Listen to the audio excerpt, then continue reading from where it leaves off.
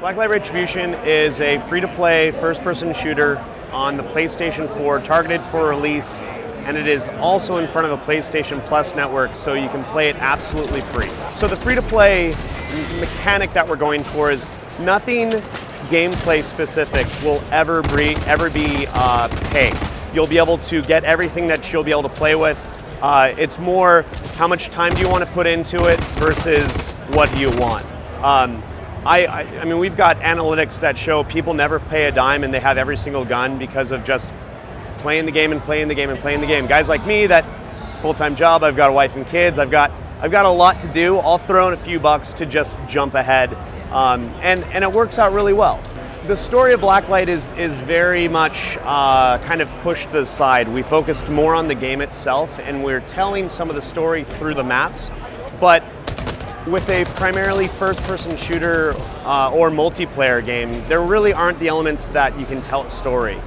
So there was a comic book, there's a web series. The shooter space is very PAX. Like, this is the most PAX year, I think, ever. And every single game looks amazing, but I think the thing about Blacklight not only being free is also its high level of customization, its focus on more competitive play from the ground up, working with a bunch of the competitive groups that we're working with. We're not trying to expand it to be 20 versus 20 or something larger than that. We're really trying to we're going to make smaller competitive maps, and we'll keep larger maps for 16 players and all of that.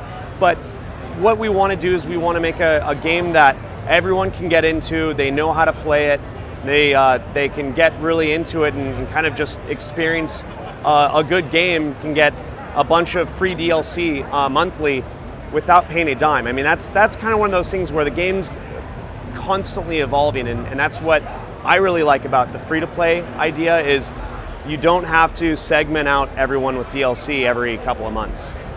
Developing on the PS4 versus the PS3 was amazing. The hardware guys really made a good unit.